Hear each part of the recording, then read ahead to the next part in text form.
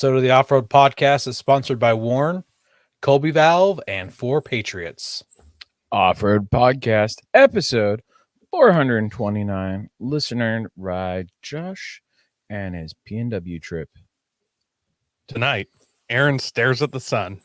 Coy's FJ pays the ultimate price, and Ben hits the woods.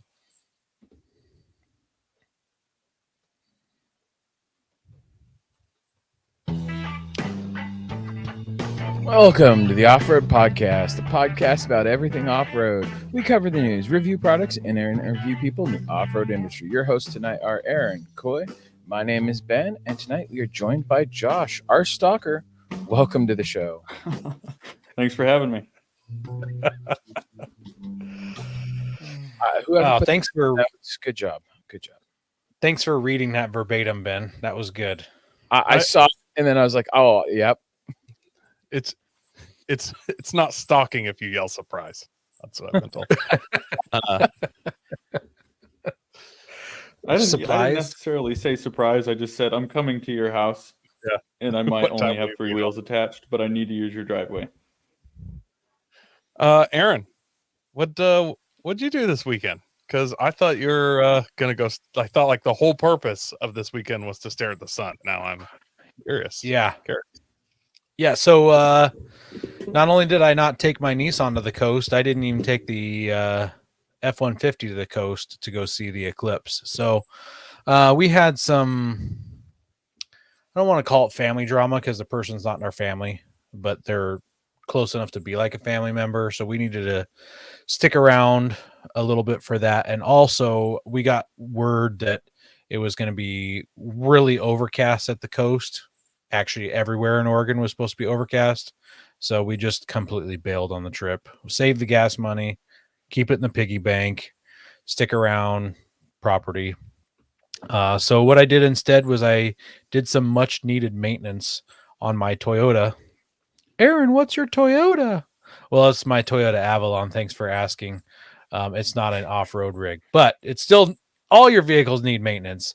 And what was special about the maintenance that I did on my Toyota is that I had my kids help me. So my daughter's 9, my son is 12, and they came out and they helped me change the oil. I had my daughter, I just handed her the air filter and I said, put this in. I'm not going to tell you how to do it. And she got it in there and got it open, got the old one out, found a mouse or squirrel nest in there, and cleaned it up and got the new one in and closed it up. So that was good.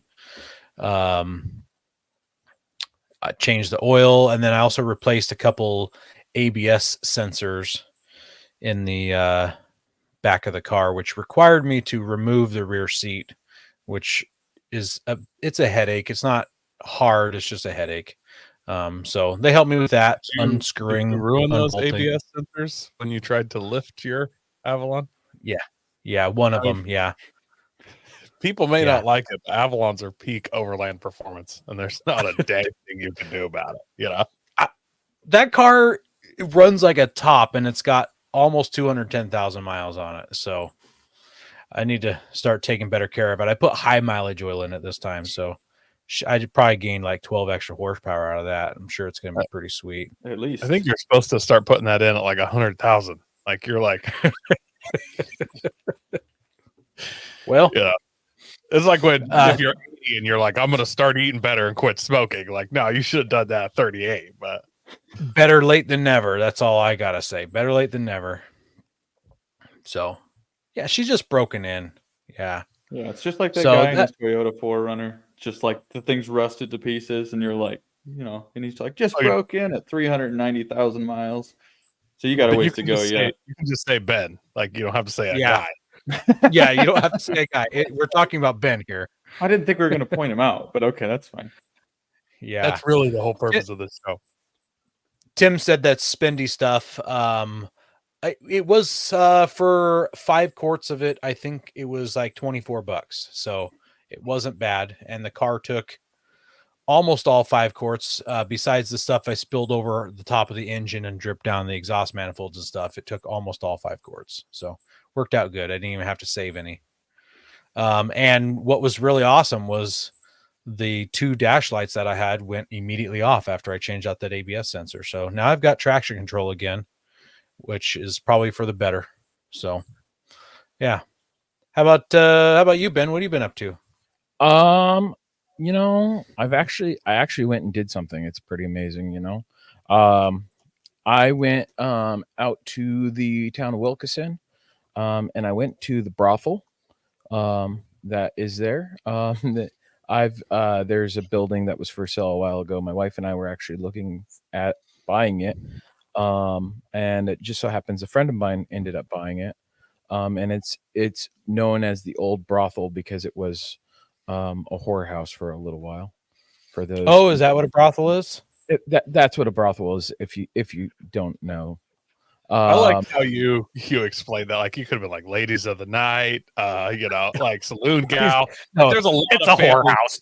a lot of family friendly ways we could have like led into that. And you're just like, war. Okay. So, but I went and picked up my buddy Daryl, and we headed out. There was a cleanup the weekend before, and they had found an abandoned vehicle, and they weren't sure what to do about it because the Gambler guys weren't involved in this cleanup. Daryl being a member of the Gambler 500 crew, I hit him up, and I hit up Andy Hoff, and Daryl's like, "Hey, let's head out there, and we'll get the VIN, and we can report it and get the paperwork started on what we can do for getting it out of the woods." So we drove out there. Wasn't too far away. That's from below it. That's about how far down it is. Wow, What she kind of down vehicle there. is that? Say that it was a Kia, obviously, right? I could tell by the shattered No. glass. No. Yeah. Okay, that's there we go. Yeah, just That's- full on send it down the hill. Are the airbags deployed? No. Or yes, you- there was an airbag deployed. Can you pull the ones that haven't deployed so that I can play a joke on the next snow camping trip with it? Oh no. Boy, that's a rough joke to It'll be no, it's not what you're thinking. No, not like that. Okay. He's gonna put dent in someone's skid plate. No, it's going to be that kind of joke. Or gas tank. Somebody's going to lay down their tent. It's going to go 6 feet in the air. But that's a view from the bottom of it. That's me up at the top of the hill. So how to go recovering it? We just pulled the VIN. We've got to get permission because it's on private property. That portion of it, it's owned by some forestry company, I believe. But it's still public access, so we want to recover it so that they don't shut down the area. It's not far away from Surprise Lake. So yeah. And then just shortly after that, on my way home from that trip, I hit 250,000 miles on the 4Runner. For the second time or the first time? The first time. I didn't know if your odometer has rolled over from 1 million. Now you're 1,250,000. I wish Is that since you redid the head gasket, or like that's since it rolled off a parking lot? That's the mileage since his engine refresh. So yeah, that's been about it off-roadish that I've done. But hey, I actually went out and did something. Josh, close your eyes for just a second. Don't look. Okay, you can open them. So, that was close. but yeah, what about you, Coy? I went to Moab and had a great time. Probably best trip I've ever done. How much of it was shut down? Yeah, what was shut down? Apparently nothing yet. There's like a 30-day comment period before that is enacted, is what I was told by locals. And there was a bunch of people there actually trying to get those trails, like, you know, the Pickle, Mashed Potatoes Hill, a bunch of those that are getting closed. There were a bunch of people there like doing them before they got closed. But then, so, you know, where like Hell's Revenge and stuff is, it's BLM ground, but the county manages it, Sand Flats or whatever.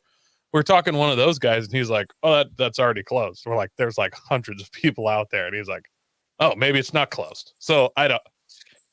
Good. There's no signage or anything, and people that were out there said that there was like 30 days. So unknown. I did a couple of them. So I'm not going to say it's impossible that it was closed and I did them anyways.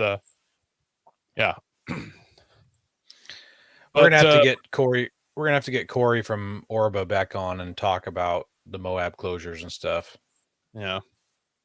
I also, this is my third time to Moab, and it finally happened. I got trail damage, guys. I twisted up some sheet metal pretty good.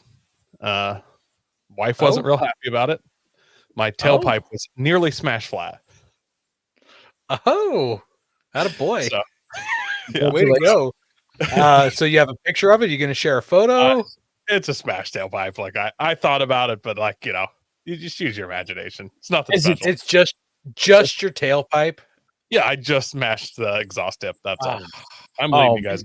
You wrinkled up some sheet metal. There was some other damage. I snapped my ham antenna off. Snapped it, huh? The spring broke. Wow. On my ham antenna. So, yeah.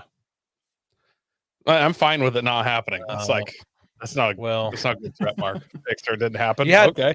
You had me going when you said when you smashed some sheet metal. I don't think of exhaust tubing as sheet metal. That's more tube metal. Yep, that's easily. Well, that's a Toyota thing, Aaron. Nissans have big exhausts. Like Toyota's just that little, real tin foil for the exhaust. So that's why. Real thin. Nissans don't crush their exhaust. No, I planned it that way, and I wanted you guys to think that I smashed like a quarter pound or something.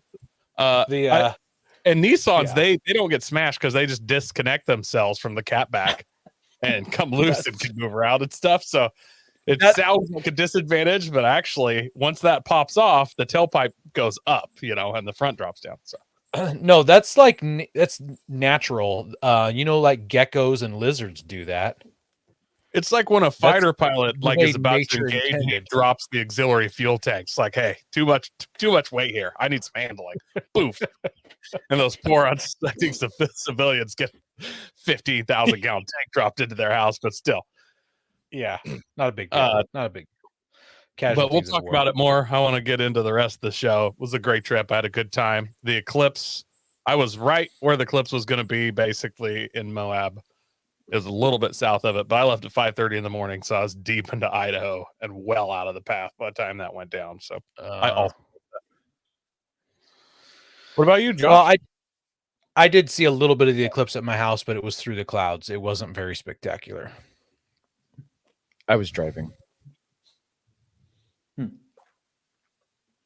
How about you, Josh? So did you see the eclipse or do anything off-road related in the past week? No eclipse, no. But off-road, kind of off-road related. This past week before last, we went out to Southern Ohio to do some trails down there.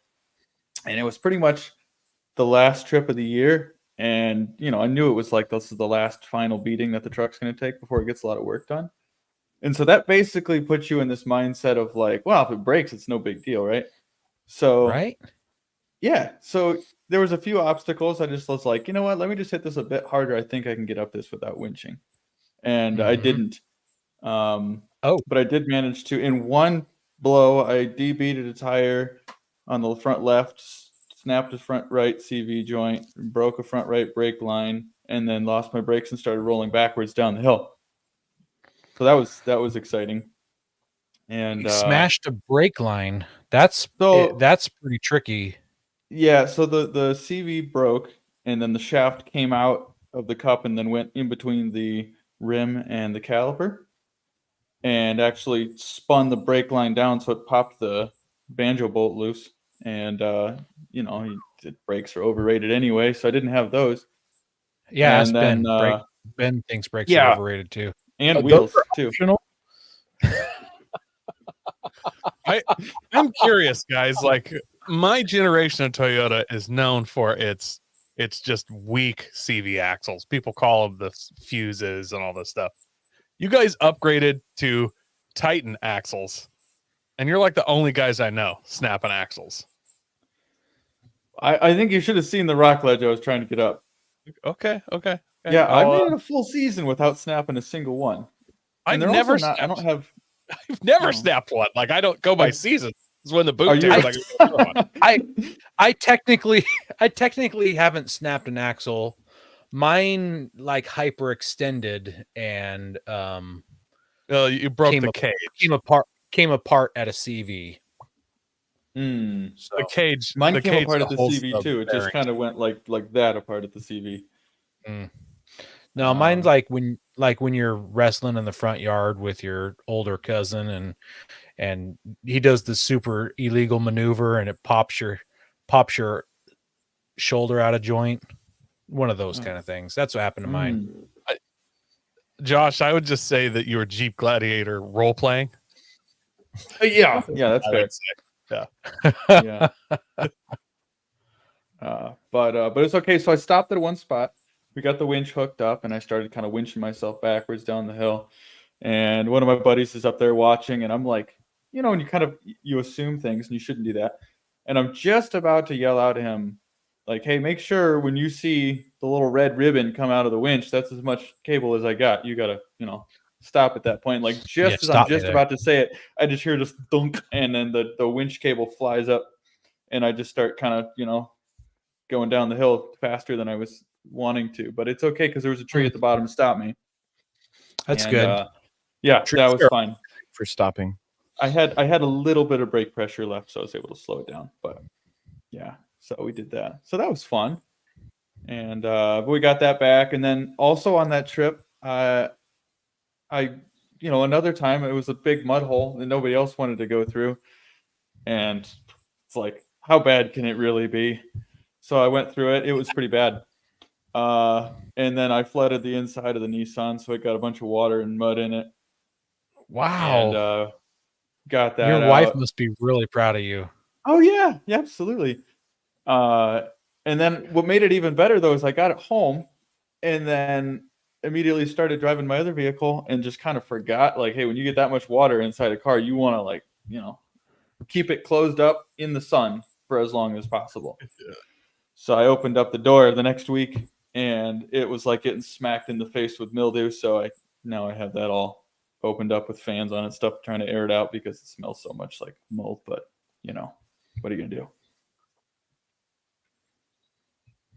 Clean it, run an ozone machine, things like that. That's overrated in a wheeler. Yeah. All right. Well, let's hit our first sponsor here. I'm going to do this one as a live ad read again because our sponsor has changed things up, and so we haven't recorded the new live ad read. So here we go from the hip. When things go sideways, will you be prepared? Some people are concerned that they might have to go a long time without electricity or even food. Get preparedness products you can use now and that could save your life after at 4Patriots. My favorite is 4Patriots' new solar generator, the Patriot Power Generator 2000X. It uses endless free power of the sun to power lights, your TV, medical equipment. It will even run your fridge. Plus, it's expandable and comes with a free solar panel. Or pick one of 4Patriots' best-selling survival food kits, delicious tasting and designed to last 25 years. They even have kits with real meat. I hope they don't have kits with fake meat unless it's tofu. And if the power's out, no worries. Just boil water over a fire, simmer, and serve. You'll enjoy a hot meal and stay safe in a crisis. More smart people than ever are finding 4Patriots. Over 2 million customers trust them. You might have even seen them on TV. The 4Patriot folks have set up a special page just for us at 4patriots.com/FRN so that our listeners can see what this week's discounts and deals are before they go away. So make sure you check that out weekly. 4patriots.com/FRN.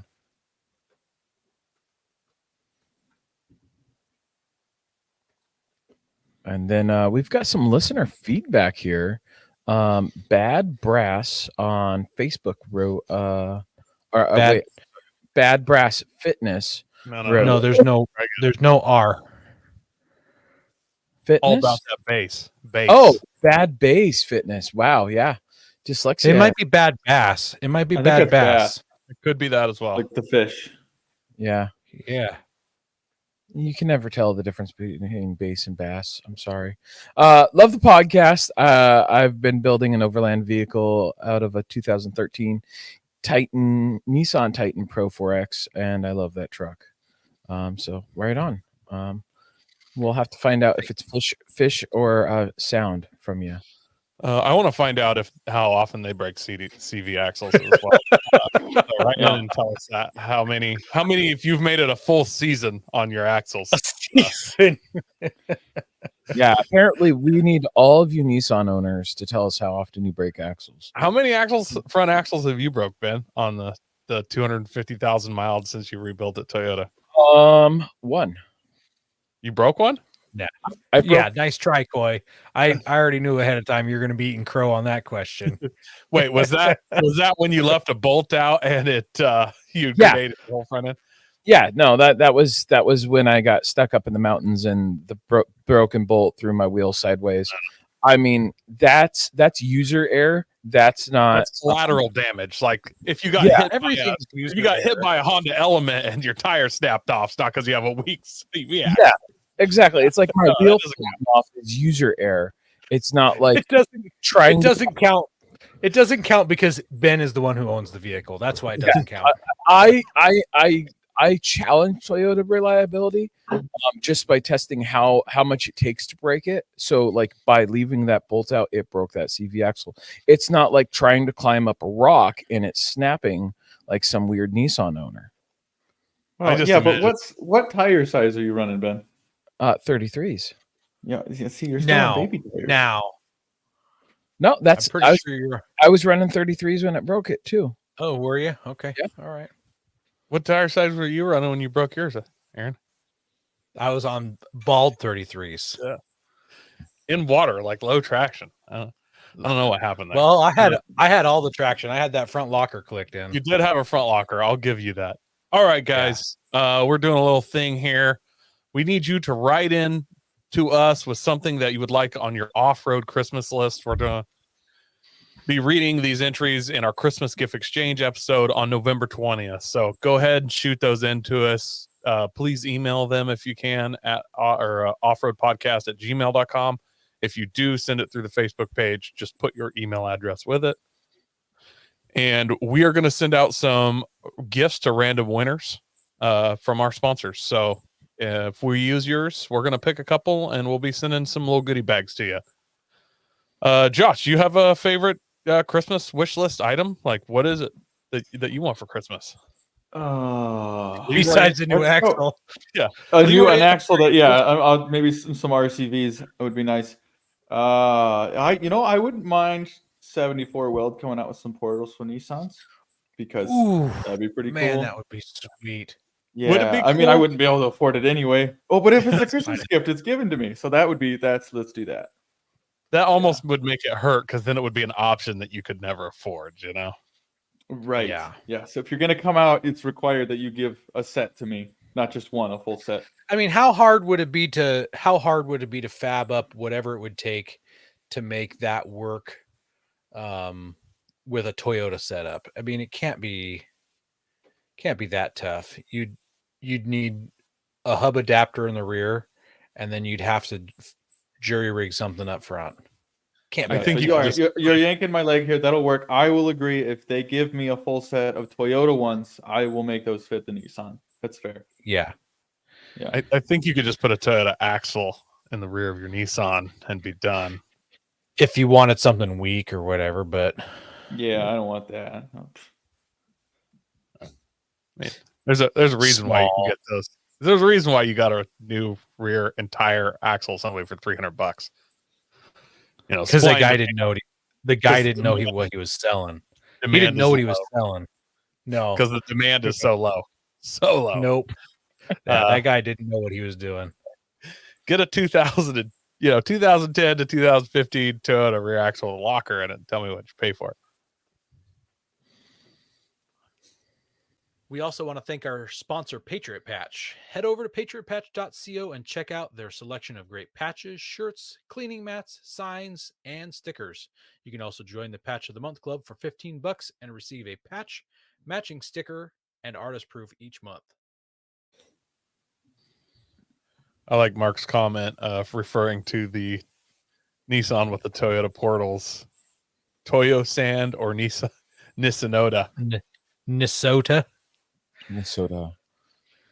Oh, I would Tire troubles ever left you. Sorry.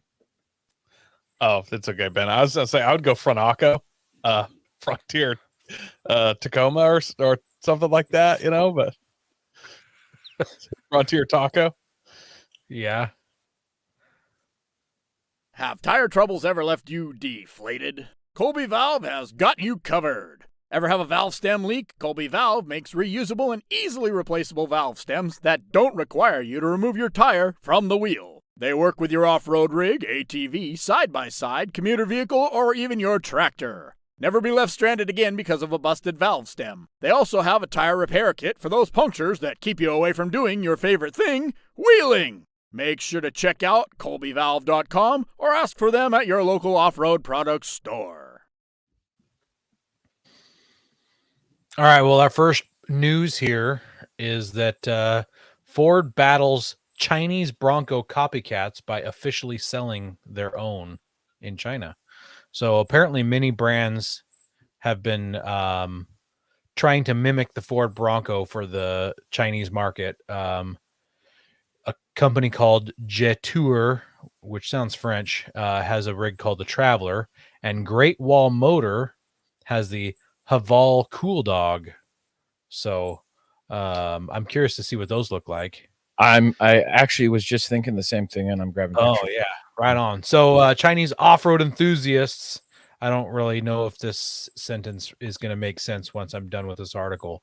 Chinese off-road enthusiasts will finally get the real deal approved by Ford through a jangling Ford joint venture. So the Bronco does have the Ford word mark on the top left corner of the grill.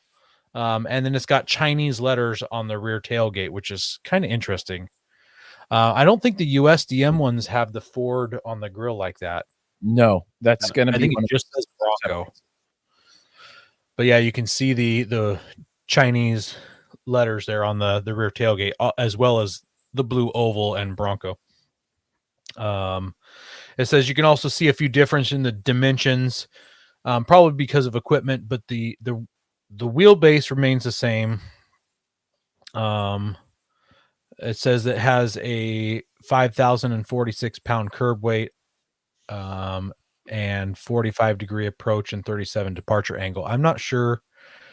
This article didn't say what those were in comparison to the US one or not. It said that those are that it's the same. It's keeping those. Oh, I'm okay. so It says disappointed they didn't make this a lightweight model since their crash standards are so much lower than ours by just removing all the crash safety stuff and saving like 700 pounds. Like just did the airbags, all those crumple zones and stuff just gone. That'd be pretty sweet. The Chinese Bronco is going to use a locally produced 2.3 inline turbo, 271 horse, 336 torque. The horsepower is lower than the US spec, but it does have more torque than the US spec. So it's not the same 2.3 EcoBoost that we get here. No gearbox option was revealed other than the fact that it's most likely going to be an 8-speed automatic compared to the 10-speed that we get here in the US. And it's only going to be in a 4-door version, and it's only a base 4-door version, which means you aren't going to get the higher trims or even the Raptor model. So that's why I was kind of saying earlier when they say off-road enthusiasts, I mean, it's the base model with the base engine and less horsepower, not as good of a transmission. I don't know. All right. Do you want to see? Feel like off-road enthusiasts get to enjoy it as much as we do. Do you want to see the Jet Tour Traveler or the yes Cool Dog? Let's do the Jet Tour Traveler. Look at that. That looks like a Kia Soul. Looks like a Lego set. So just Yeah. Chinese Bronco, Jatour. I mean, one of the most notable thing to me right off the bat is kind of the windshield angle. Yeah, it's definitely not as steep. And it's a hard top, not a complete body hard top, not a Not a convertible, yeah. convertible. All right, let's see the Great Wall Motors Haval Cool Dog.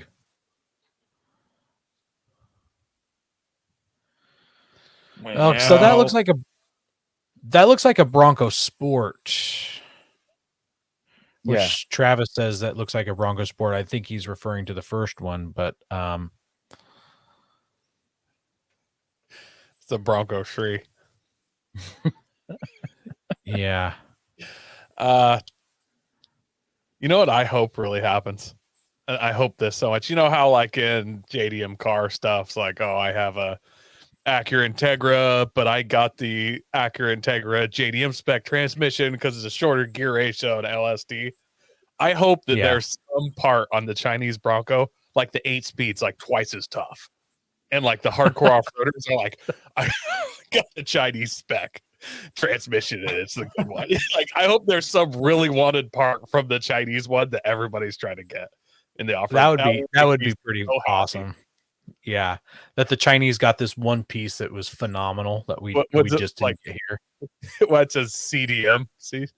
I don't know what the abbreviation for the Chinese domestic market would be, but so something kind of interesting I saw in this article was so the U.S. Broncos that are imported in cost the end user $96,000, and these Chinesian Broncos are going to be $41,000. Wow, 2 for the price of 1. Yeah. 41,000 Chinese dollars? No, it's 700,000 yuan to 300,000 yuan. I wonder how like what Mark said as far as it being a 1-to-1 scale Chinese model. Are some of the parts interchangeable? Did they just like do a direct cop off and stick it on? Or is it like just really close but their own totally different spin on it? I would expect that it uses all the same stamps to stamp the sheet metal and the frame and things like that. I would anticipate that it would be the same. It'd be weird to completely redesign it. Hang on, Aaron. Hang on. They both come out of the same factory in China. They're basically like the rooftop tents. Yeah, they all come out of the same one. It's the same thing. They all come out. All the Broncos come out of the same factory in China. But what I was going to say is that maybe they don't use the same spec of metal. Maybe they don't use the same thickness. Maybe the seats aren't upholstered with the same upholstery. Maybe they don't actually have airbags behind the steering wheel. Stuff like that. Or the airbags actually have glass in them just so you're not suffering afterwards. They really taking that one-child policy seriously. They fill the backseat airbags with bolts and stuff. All right, Josh is chomping at the bit. He wants to hear about the second news story, Ben. Oh, I suppose. So Australia, this is from Carbuzz. Australia's Nissan Patrol Warrior is overlanding perfection. So the Nissan Australia has revealed a hardcore version of the Unstoppable Patrol, also known to us as the Armada, for those off-road and adventure enthusiasts. So it's designed as tailor-made for Australian conditions. It comes standard with satellite navigation, blind spot warning, power-operated leather seats, emergency braking. What does that have to do with overlanding? Hold on. Let's get into that. Okay. I was laughing. With blind spot monitoring. Gotta look out for those kangaroos when you change lanes. You do. I hear they just love to jump through your grill. So the Warrior has greater ground clearance than the stock version of the SUV. It comes with Yokohama Geo 15s or G015s, a 295/70 all-terrain tire, new tow bar design to accommodate a full-size spare. And they've also made several improvements to the suspension. It sits 2 inches taller than the standard TI model and boasts 1.57-inch wider track compared to the standard model. The approach angle, departure angles are 40 and 23.3 degrees, respectively. They redeveloped the front springs and replaced the rear ones with new multi-rate springs. Hydraulic body motion control system has also been tuned to while the new rear bump stop has been fitted, and it's powered by an aspirated 5.6 V8 that's been left untouched with a new bi-module exhaust system, delivering 400 horsepowers with its maleficent growl. They've improved the exterior. It's got a new front bumper, bash plate, fender flares to give it an aggressive look. And it comes standard with a chrome grille because, chrome will get you home. And sinister black painted finish, which matches the rear valance and panel and mirror caps. Warrior badge decals, and 18-inch wheels. It reminds me of a Volkswagen Touareg. That's this picture right here. Yeah, I think the only difference is that little side Armada piece that they have there, just under the mirror. Yeah, take it out, and that's a Volkswagen to me. Yeah, it looks very Touareg-ish.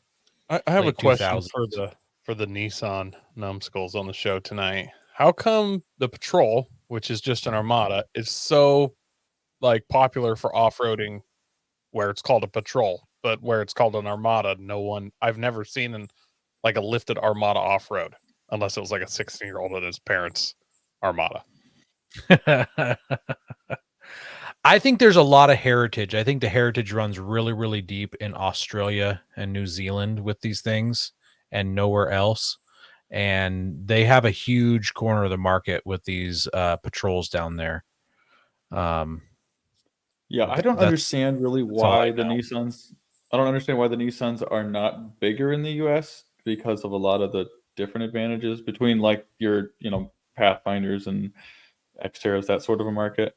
The Armada, I mean, it's a huge rig. I know that. So I'm taking it off road, at least on the East Coast where I'm from. It just doesn't fit places like some of the smaller vehicles do. So I think my theory is it comes down to the American truck scene. Is we have 3 big truck brands, and to get those trucks over there, they're they were $100,000 trucks back when we had our first Australian listener on the show. I imagine they're $150,000, $200,000 trucks now for a base model in Australia, and so it's easier to have these Japanese vehicles that are already being imported and affordable. So it's like your options are Toyota, Nissan, what they've got, the Suzuki, and a couple other options. Mitsubishi's got a pretty big standing down which they have none here. Isuzu. Yeah, Isuzu as well. Yeah. So they have those instead of having the big 3 being popular there. And Jeeps are there, but they're not in the same numbers they are here. So I think it's just they lean harder on that market, and the market tends to reflect that for them. So they have a nicer Patrol that's more capable versus them bothering to do it here. They're they're just going to get a Chevy and drive it into the ground, whatever. They don't want it. When there are people that would, probably drive it and enjoy it here. Oh, I'm sorry. Zoom out for a second. What'd you say, Ben? We have better things here. It's weird because I've seen more $100,000 Land Cruisers off road than I have a Nissan Armada, which is literally half the price, and then on the used market, probably multiple. It seems like an obvious one now that I think about it that would get built into more of an overland vehicle, but I've just never seen it. I think Nissan Yeah. has a hard time justifying this, developing and bringing it here, and having our The Armada's already here. Like I can just go buy. Yeah, an but Armada. this version of the Armada is different than neutered compared to the last version of the Patrol. And it's got aftermarket support's pretty limited too.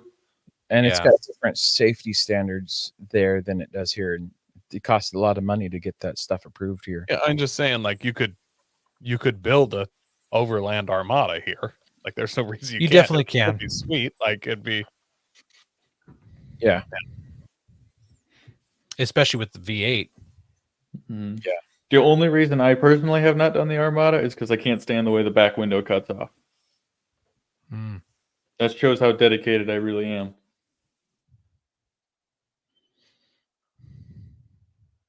Although overseas, I mean, usually when they're building them in Australia, they end up like when you see the big, the newer builds of the modern patrols, they're like they'll chop the entire back off to do a full, frame extension and everything. So I mean, when you put that much into it, it's not like they're really out there wheeling a stock patrol without doing some pretty heavy modifications to it to kind of fit their needs a little bit.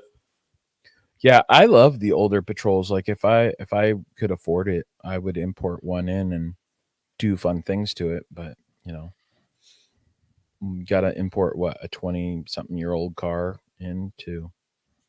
Yeah, it just doesn't seem worth it anymore. Is the Y62 Patrol a diesel or gas over in Australia? Is it the Y62? Is that right? I believe they're diesel, and I believe they're diesel or gas. There's options for both, I believe, but more than likely it's probably diesel. I know they have them in diesel, and that was one of the things that I really liked is it was diesel.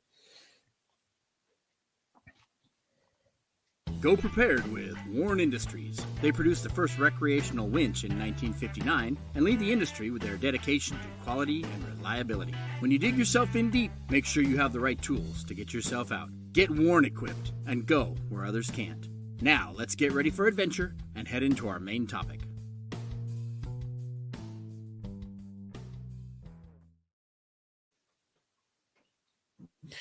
Well, All right, well, we got as Ben mentioned at the very beginning, we got Josh on, our stalker from Ohio. I almost said Idaho. That's how you say Ohio backwards, I think. Yeah. I don't blame you. Sorry. Yeah, so we got Josh on. Josh has been a longtime listener. He reached out to Ben and I, or I should say he reached out to the show over a year ago, talking about coming out and doing a big wheeling trip, doing a big loop around the northern half of the U.S., at least from Ohio to Idaho to Washington and back. So figured we'd have him on to talk about his trip since he's gaining celebrity status from the fact that he met the three of us. That's kind of a big deal. If you've not met us, we are literally a big deal. So we figured we'd have you on. Ben, do you want to do the Fast 5 facts with them? Oh, yes, I've got to do the Fast 5. All right, so new or old? I have to ask one question because I haven't heard this before. Where's the year line that we're breaking a new vehicle versus an old vehicle? Because I feel like in my mind when I'm like, ooh, I bought a new car, and then I do the math and I'm like, wow, it's 23 years old.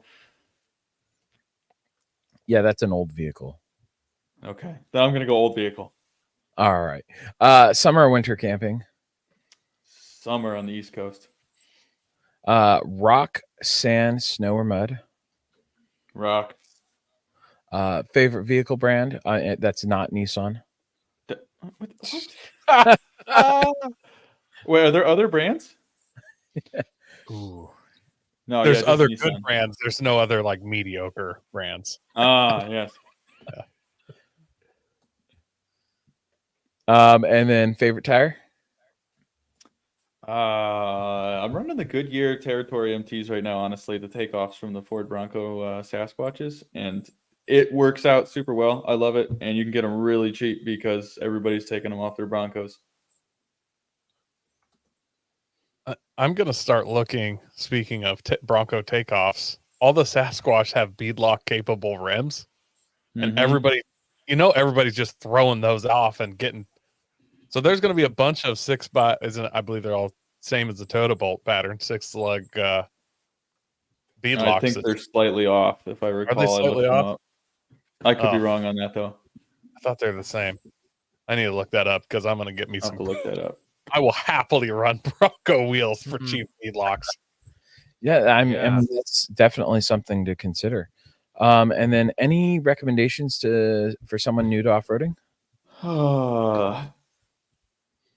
Find a trail that is challenging for the vehicle you have and go do it. Stop building and go wheel. I think everybody tends to just get stuck in the pattern of build your vehicle for infinity on all the stuff you think you need without ever actually going out and seeing what the trail says they need. Don't be afraid to break that axle. Yeah, CV axles are expendable components.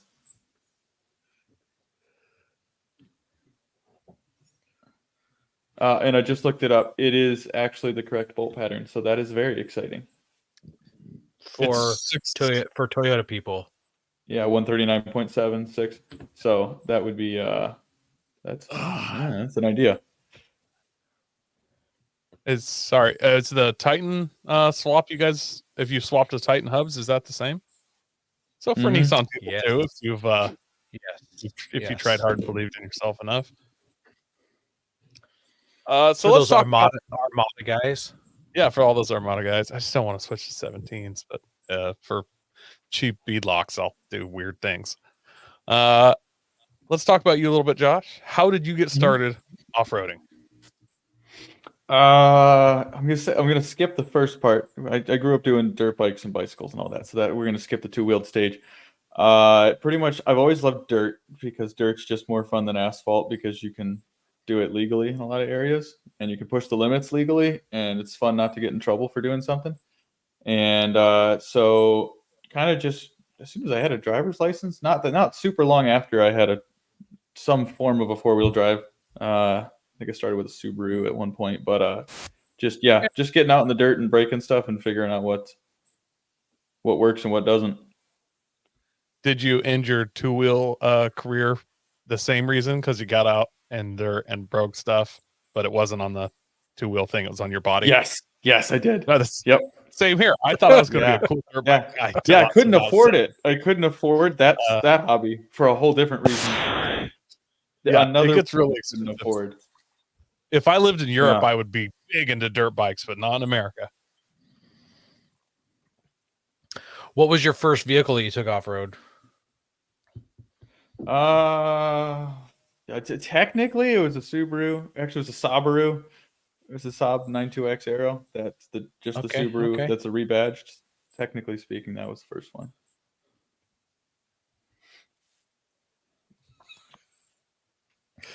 Oh.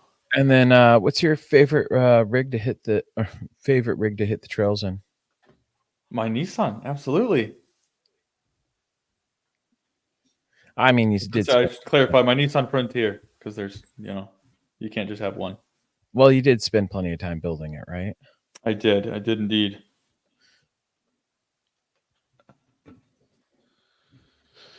Alan's lighting me up right now. Yeah, he is. 5.5 inches. We're in America. It took me a second to get that. I was like, it's not nearly 5.5 inches. What is your most embarrassing moment on the trail? I actually gave some thought to this. Did you have to decipher through and find one, and to choose from the many? Probably. Well, the most embarrassing moment probably is showing up to a off-roading meet with a Kia. To start with, that's a really rough start. But then when you go out, and we were out on a trail, I was leading. Just me and a couple of my buddies were out, And I kind of crested this little hill and parked right at the top. And I got out and I was chit-chatting with them in the back. And then I came back up and I didn't see, but like right in front of me as I was cresting the hill, there was just this big washout where there was just the water had completely taken it out. So then I just hopped in and was like, all right, guys, here we go. And then I just pull forward about, I don't know, 10, 20 feet and then just dunked like straight down, kind of like Ben, like into the ditch. And like smashed my skid plate. I honestly don't know how the airbags didn't go off because I hit so hard. And like the seatbelt hurt my side a little bit. And then everybody comes walking up, looking at you, literally just drove straight into this thing. And they're like, what were you thinking? And it was like, well, I couldn't see it, you know? So it just wasn't there. So yeah, that was a little humbling. That'll do it. Do you have a biggest win on the trail? In the same vehicle after I had LS swapped it, because that's the only way to make a Kia better. And so I went out with a group of guys, and there was a guy that came with us that was on a like twin locked on 40s. It was a Jeep Wrangler built for like rock crawling. So he was completely decked out. And we went out, and I'm in my little Kia on like 31-inch tires, and I get through this like muddy spot and go up a hill, and woohoo, did it. And then behind me comes this guy on 40s, and obviously there was a driver error, but he could not for the life of him get up that little spot that I just had gone up. And he was trying back and forth, going all around, spinning everything. And the proudest moment of my life, I got to hook up a rope off of my Kia to pull off his big built Jeep Wrangler. And that is a very good feeling inside when you get to tease your buddy about that. Absolutely. Would have been even better if it was a Nissan, but you get there eventually. So where is your favorite place to wheel? Since there's got to be a ton of spots over by you, right? Honestly, there is a lot of spots. There's many hang on. hidden gems. It doesn't have to be a spot near you. Just your favorite place. Well, yes. But no, there really is. Out of all the places I've gone on the East Coast, because there's a ton of places out west I haven't been. But I think the Upper Peninsula in Michigan is definitely a really, really cool place. You can take a ferry over to some of the islands out there, and it's like little towns that just operate on side-by-sides and four-wheelers and off-road trucks and stuff like that. So the whole town is like, they like work together. Like the trails are their roads, and it's really, really cool to be able to wheel with some of those guys. That sounds pretty fun. Are there any places that you want to go that you haven't gone to wheel? No, not a one. Just all of them. Just like, yeah. I mean, what would be the next one you want to do? The next one I want to start. I really want, hearing that some of these more famous trails are closing down. I really want to be able to check some of them off before it's too late and I can't do it. So I know hearing like Black Bear Pass, I don't even know where that stands at the moment. It's horrible, anyways. Ben and Aaron, you need to stop. But it's a big name. It's exploding right now. Like, are you gonna just walk off the podcast and go drive to Portland and pick some up right now? You haven't got me a set for sub $1,000. Once you hit there, then you're wrong. 2 sets. You're wrong. The middle one. Sorry, Josh. We're gonna derail it here for a second. That's okay. So the first set, here's tires and wheels for $1,400. The second one is just wheels only for $700. And those are without tires. Yeah, the Wild Track ones. Are the Wild Tracks? Are they beadlock capable? Yes, they are. How much are the beadlock rings and everything to actually make them a beadlock wheel? I don't more. We could research this on another show when we're not live, guys. Clearly, you guys are as excited as I am about this news, but when I saw $700, I'm like, wow. Let's figure out these beadlocks. Yeah. Or you can get, they look like almost brand new takeoffs. So you got 35s and beadlock. I'm going to drop wheels. Josh out of StreamYard here. We're doing Bronco talk. Sorry, Josh. We're doing Bronco wheels. We'll catch up with you later. All right, let's talk about the Nissan. So you drove here. Let me pull up a picture of it so people know what it looks like. There we go. All right, tell us about your Nissan. So What it is it? started as I bought it as a 2-wheel drive 4-cylinder with a blown motor from Florida. So it was super, super clean. There's not a speck of rust on it. And brought it home, immediately sold the bed off of it for about half of what I paid for it, and pulled the whole drivetrain out of it. And then conveniently at that time, so I actually did do an engine swap, but it wasn't a VK swap. It was a VQ swap. And conveniently at that time, my father-in-law had a Nissan Xterra that sitting in his driveway was struck by lightning and just roasted the electronics out of it. So I took the engine, transmission, and transfer case out of that and put it in this, and then did a Titan swap on the front and then also a Titan rear axle, and kind of built it up into what it is now. It's kind of the start of it. Gotcha. So with doing out of curiosity, with the Titan rear axle swap, did you have to move some brackets and all that? Yeah, I completely stripped the axle because the leaf springs are in a different area, and then also added a truss to it and airbag mounts and stuff like that. So definitely changed you it a bit. Want to make those axles on those Nissan stronger, apparently.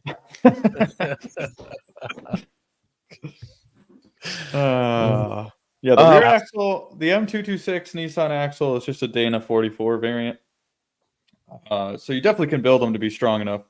But I mean, they're a decent axle. If you're running 35s or something like that, they really won't give you much of an issue. I wouldn't use it for rock bouncing, but has your rear axle given you any issues, Aaron?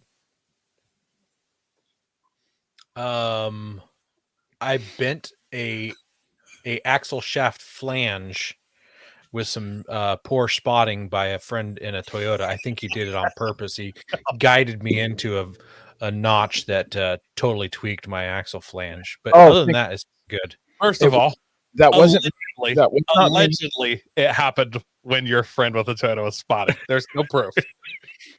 No proof at all. You know, every time my truck has been damaged, I've been being spotted by a Toyota owner. Oh, so you gotta have a Toyota there so you make sure you guys can get home. So what's a list of some of your common bolt-ons there, Josh, or is it all custom?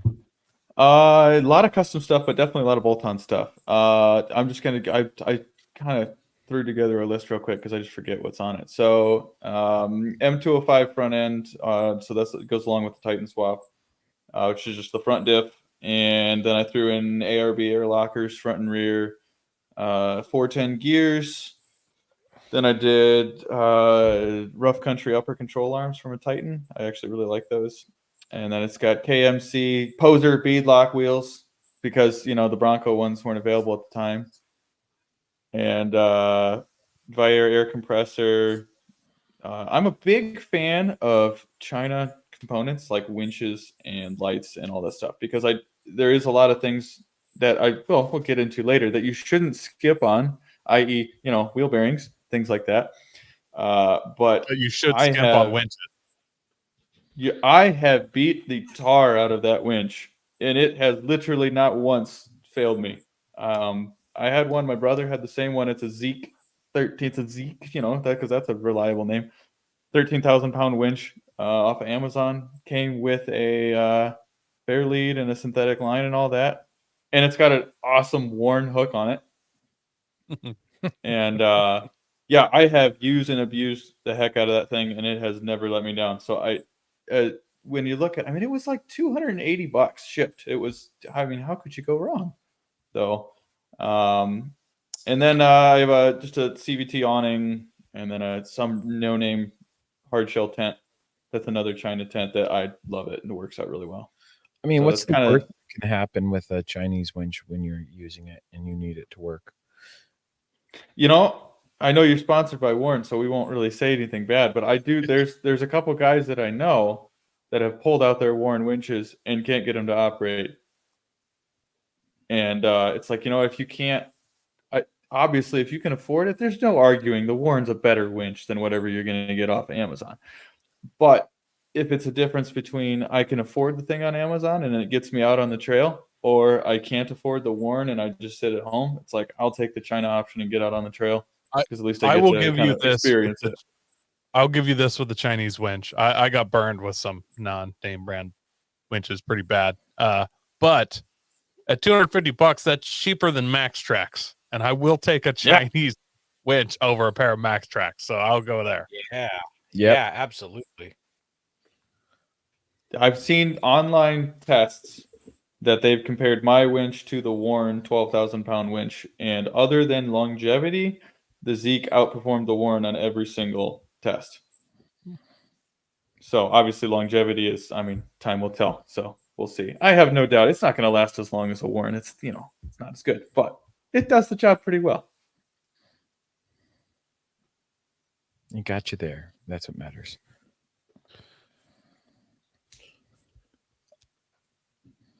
What would be like more the custom stuff you've done? Obviously, that bed is very Australian influenced. I really like the way it looks. Yeah, definitely. Shano from 4-Wheel Drive 24/7, his Dirty 30 that he has, definitely. I used that as a kind of I wanted to copy his whole design just because I love the way he had it set up.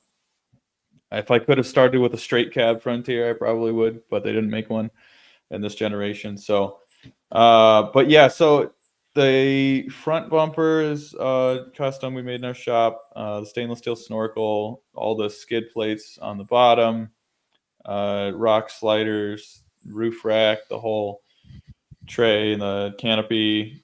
That's all made. I've got a pressurized water tank on the bottom that I run off of our air compressor so I can wash dishes or hose out a bead or whatever you got to do.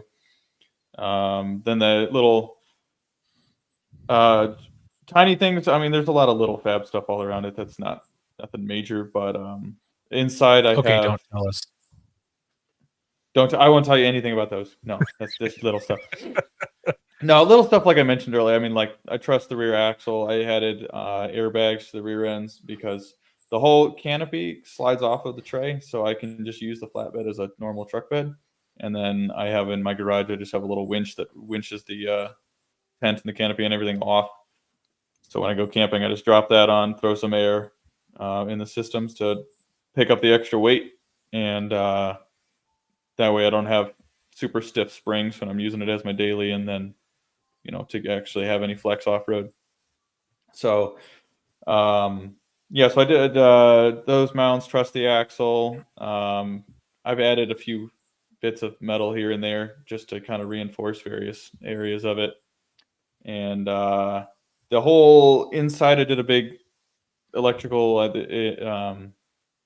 my whole electrical system with my air compressor and relays and fuses and all that stuff. I don't even think I gave you a picture of that, but I removed the back seats and added a fold down area with an inverter, compressor, air lines, and a subwoofer because you got to have that.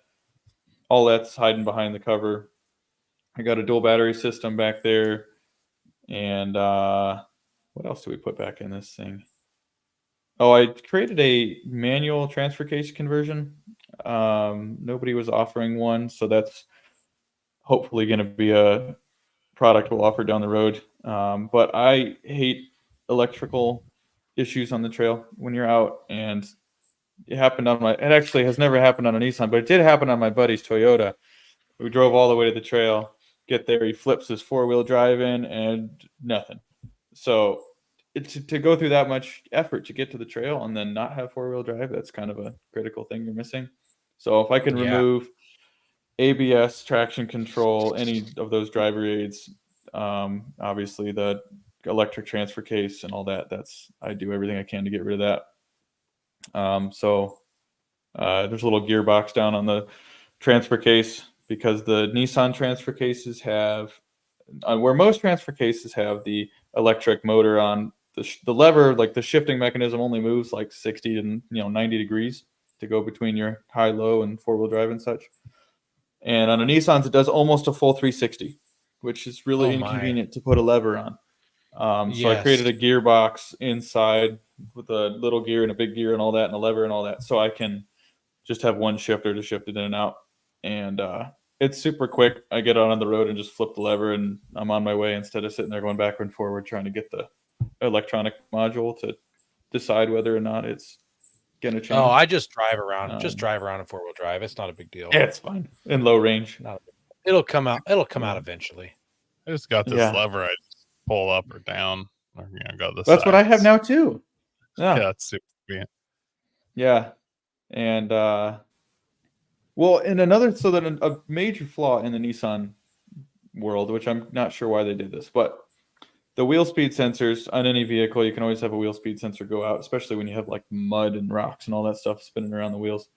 If you lose one wheel speed sensor, you end up with your ABS light coming on, your slip light, your like all your dash lights up like a Christmas tree, and then you lose the ability to shift into 4-wheel drive. There's a few, like you can pull the fuse out and then turn it on and plug the fuse back in and get it to switch over. But I hate anytime the computer does something and it says, no, sorry, you can't do that because I'm in control. It's like, no, you got to go. So I took out all of the ABS is gone, traction control is gone, and just make everything manual. It's just you're just a danger to society on the road. Yeah. Well, I noticed when we were looking at that patrol review, one of the safety features was automatic braking. I now know what that's for. See, that's not for on the road when you go to hit somebody. That's for when you're bouncing backwards down the hill because you broke things, and it knows that, so it's going to stop you other than just the tree stopping you. Prevent you from hitting the tree. Yeah. And you have the other time those Nissans, the dash will light up like Christmas trees if you're like riding down Onion Creek in Moab and just launch it off the side of the road down into the creek. Same thing. You roll on there, I've noticed. Wasn't mine. No. So what are your plans for the future for this rig? I have so many ideas going around my head.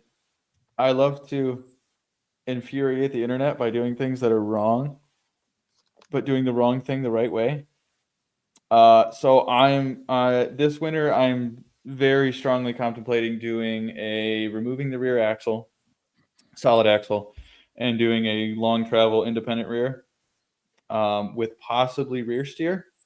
I'm looking into my options for that because I would love to be able to be a little bit more maneuverable through the woods. So we'll see. I'm going to be selling the whole canopy and flatbed off of that whole system. I'm going to sell that. Probably make something a bit more lighter duty on the rear, and do the whole independent rear setup, and then I'll probably cage it. I've done enough stuff where I'm concerned about flipping over and being crushed, so I'll do a full cage, maybe an exo cage. We'll see. I'm not trying to go for a full like rock bouncer look, but I do want to be able to go to some of the trails that I want to go to and not have that concern of, if you flip over trying to get up the bathtub or whatever obstacle you're trying to get out, you might get squished. So I definitely want to do that. And then I mean 37s maybe. We'll see.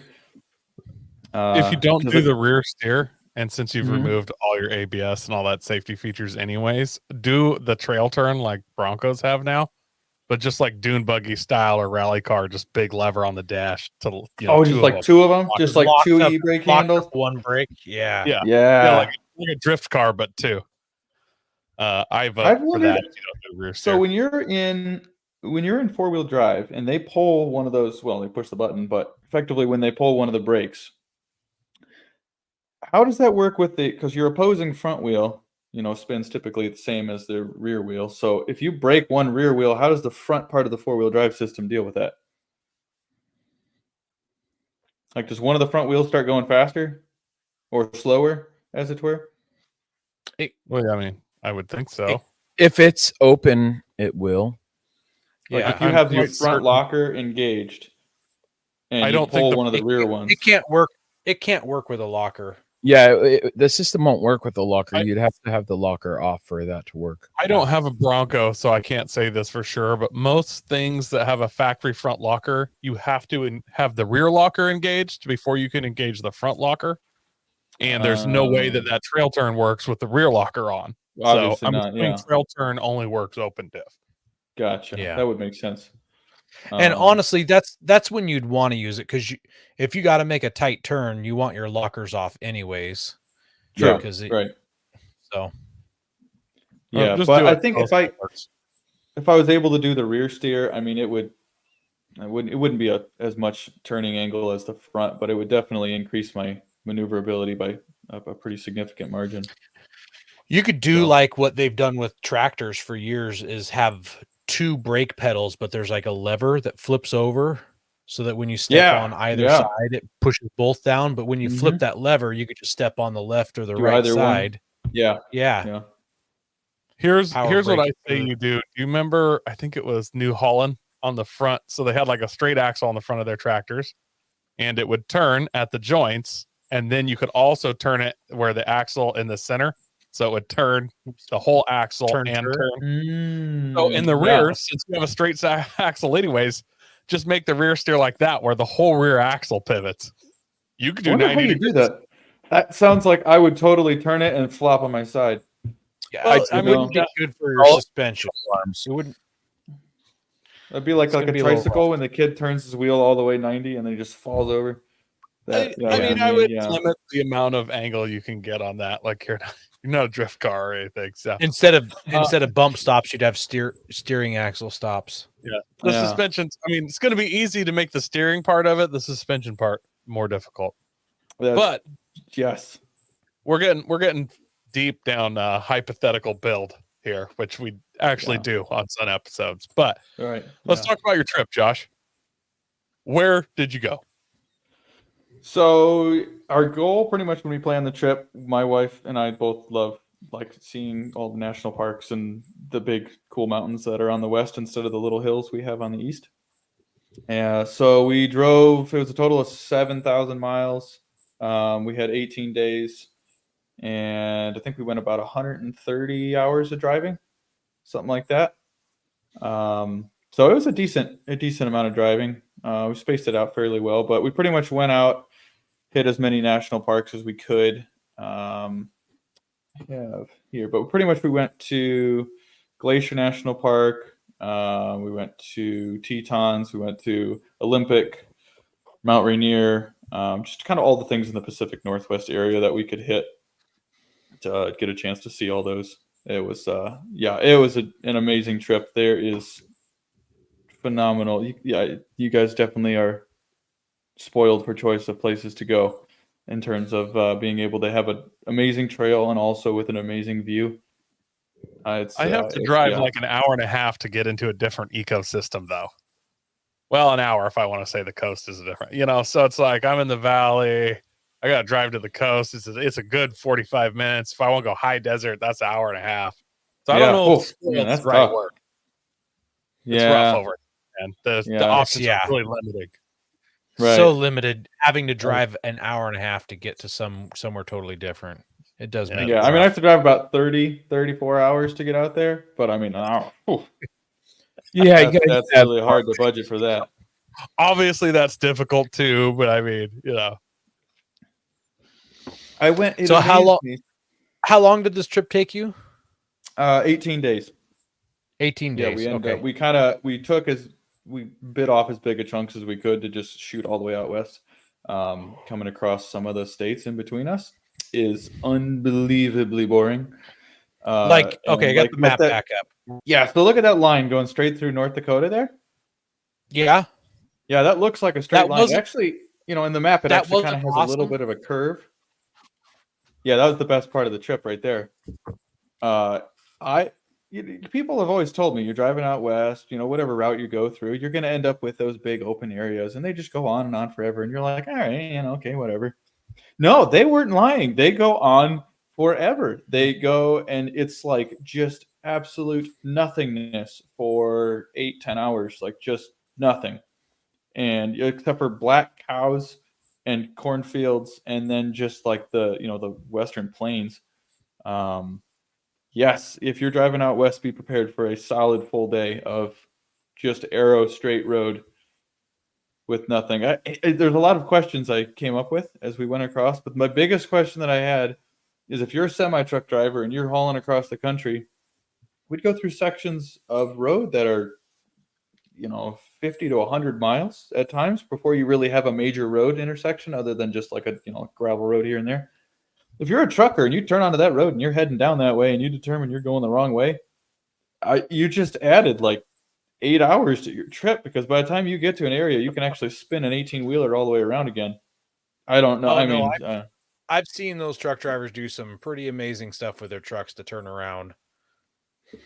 Well, I've seen the Swift drivers try to do it in like a cornfield or something like that. But, actual good drivers, I don't know. Yeah. You'd be surprised. The good drivers do turn around in the cornfield. They just go, they don't lay it over, get stuck. Yeah. Oh, I see. Yeah, I'm sure they're able to do it, obviously, but it's, it just definitely it raised some questions on how they do that. There's clearly there's a trade there I don't know about.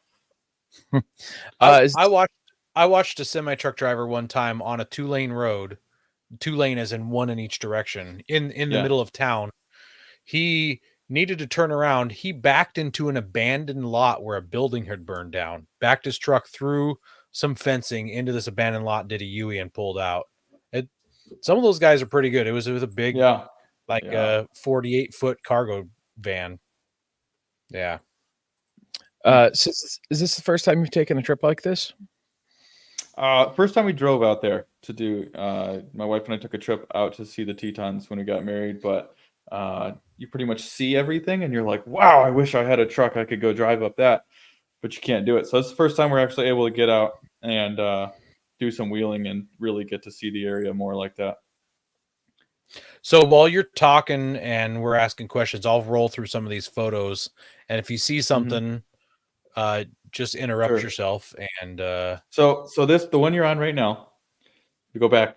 Nope, not that one. That one. Okay. So on the East Coast, there is so much private land. There's some amazing trails here once you actually figure out where they're at and know who to talk to and how to get there.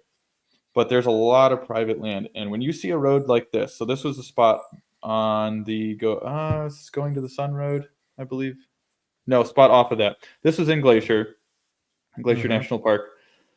And I know I sent this picture to one of you guys, and I see this road just curving up the mountain. And I mean, it's like the picture obviously doesn't really show it, but it's like just goes up. And there's no signs on it. And I'm like, on the East Coast, you do not go on that road because you'll just meet some dude with a shotgun at the top of it. And so I texted you and said, hey, can you go down this? Like, I don't really see much information about it. So after talking with you, we were like, yeah, let's do it. So we just went up it, and it just went straight up the mountain. And if you go to the next picture I just had there, that was you like straight up. There was nothing up there. Got all the way up onto the top of the mountain, and you could see like 360 degrees all the way around. And it was cool because I feel like there's not that many areas you can get your truck on the top of the mountain to be able to see all the way around yourself. I would have loved to camp there, but it was like incredibly windy at the time. That was you'd called me or text me and then called me because we were talking, and my questions were who's it owned by? Yeah.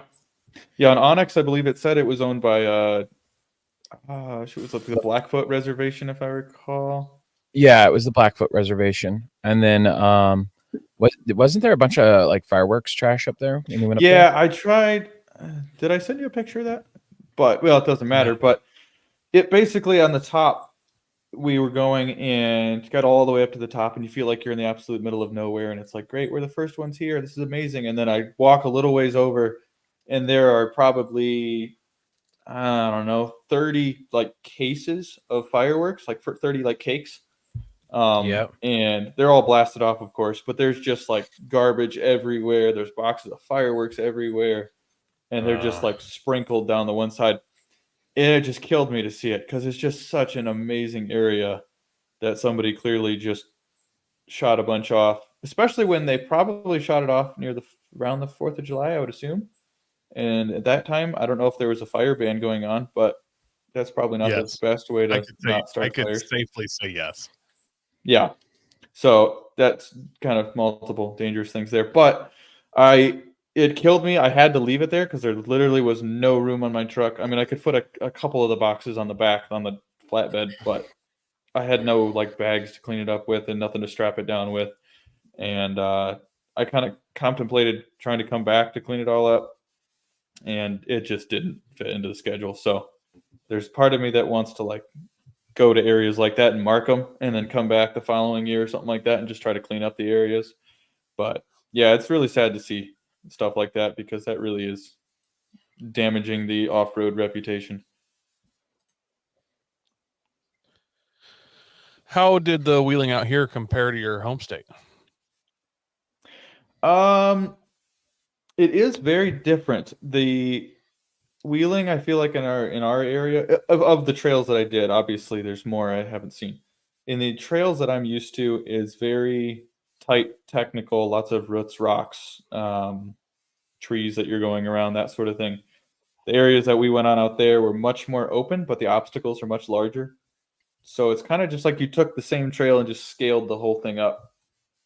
And certainly the views are, I mean, yeah, like you kind of can't really get it wrong when you're looking at that.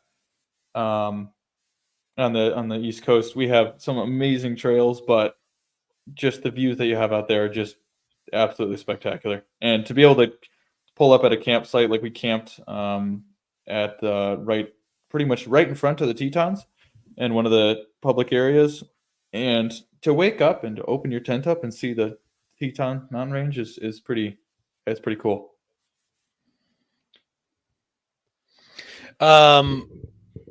So you mentioned that you don't have a lot of public land out where you're at. How would you like if you're wheeling with some people and you were like, hey, I just got back from the West Coast, you should see what my Gaia or what my OnX was showing me out there. How would you explain that to somebody who doesn't really know about how much land that we have to explore? I did. I pulled up a couple pictures of Onyx, and it looks like, if all your little roads are little lines, it's like somebody took a bowl of spaghetti and threw it on the ground, and it's like, here you go, pick one. And out here, there's definitely trails, but because it's on the East Coast, they're much harder to find. Like you really have to work to be able to find the trails because people don't want to just give out the information. And the trails are here. Like I am kind of building my contact list of people that I know to kind of put together a nice map of things so you can go out for days and have trails to go on. But to have public land that you can go on and just drive and just take roads and actually like get to different places via those roads is it's definitely a whole nother experience. If you go back a couple pictures to where there was that other Toyota, there's another couple that we met. That one right there, that's an imported Toyota Land Cruiser Prado, and it had a whole alu cab like pop top set up on it. We met them on the going to the Sun Road, and we're just driving, and I saw his rig pulled in one of the stops, and I was like okay, I gotta say hi to this guy. And after talking with him, we were like, hey, let's camp. Like, we're meeting up here. And of course, we didn't have any cell reception. So we're just kind of like, well, hope to see you there. And we're able to meet up with them later. And we camped for 1 or 2 nights with that couple. And it was really cool. Like, that is one of the top reasons I love the overland community is because we were able to just like make some friends along the way. No plans beforehand. We're just like, hey, let's meet up, let's camp, have some food together. And to be able to make friends like that is just such a cool thing. And then on top of that, as we were getting to camp, I looked at his license plate and found out that he only lives about 2 hours away from me in Ohio. So hold up. How can you tell by looking at his license plate? On the Ohio, I don't know how it is out there. On the Ohio plates, it says what county you're in. Oh, what a So bunch of like I'm like creepers. northeast Ohio. Yeah. So it just says like, Ohio and then like Lake or whatever the county name is. I didn't actually know off the top of my head where it was. I just saw that it was an Ohio license plate. And then after talking to them, we found out they were only, I think, 2 hours away. Gotcha. So you're So, stalking them too now? I was Yeah, gonna we're say, stalking them too. Yeah.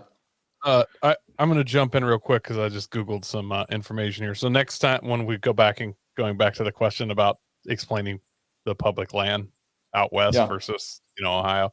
So it looks like Washington is 44% public land. Oregon's about 53%, and Ohio is 4%. 4. Yep. I was going to give it 2, but so 4 is pretty good. Well, it's Yeah. it's 4.2% publicly on land. So Oh, well, give us that point 2. yeah. I'm not trying to short you. That's like a tenth of it. So there's not a lot of public land here, but what there is abandoned roads, what the government declares as an abandoned road or an unmaintained road. So it's a road that they still have open. It has a name just like any other road, but they have not touched it in the past 30 years. And originally, it was just a dirt road. So you'll have a road and your GPS literally says, take a left down so-and-so lane. And it's like you're like going up a waterfall crawl and just areas that do not resemble a road whatsoever. But, so your drivers get really lost. yes, very lost. There is pictures of Swift drivers on these roads in Southern Ohio. Yeah. And it's, in the middle of nowhere because it's in no man's land. And you get onto a road that's only one car wide, you can't really turn around, and you're pretty much just you're committed. You go with it. But yeah, so not so much of the public land like the BLM land, but there definitely is trails out here for all the people listening that are on the East Coast. They're there. Get in contact with me and we'll see if we can hit the trails. But there's some very, very hidden gems, often in areas that you totally would not expect, and just absolutely gorgeous trails in the middle of some, near a city or near areas that you would never expect a nice trail to be. There's some roads like that in Vermont. I think they call them class 4 roads or something like that. Okay. And they sound epic. Yeah. There is one area of a trail that I've seen because on the east, a lot of people, I know it's like this on the west too, but people will post a video of them on the trail, but they don't tell you where it is. And I've seen these videos of people and they say so-and-so in Southern Ohio, but they don't give you, that narrows it down to 200 square miles. And we finally, a friend of mine knew one of them, and then we were able to find our way. And it's so rewarding when you search for a trail for 3 years and then finally find it, and to be able to do the obstacles and everything. And then you map it on Onyx and you have it forever. Well, hopefully. But Can't you just, if it's filmed with their phone, which everything is now, can't you just pull the GPS data off the video and just do that way? A lot of them are older videos. They're like some, GoPro Hero 2, and the trails are still there because you kind of see an occasional picture come up or something. But I know a lot of hunters have been taking pictures of their, trophy stuff with their phones, and then not telling people where their favorite hunting spot is. They're like, "Yeah, you sent me a picture. I know now."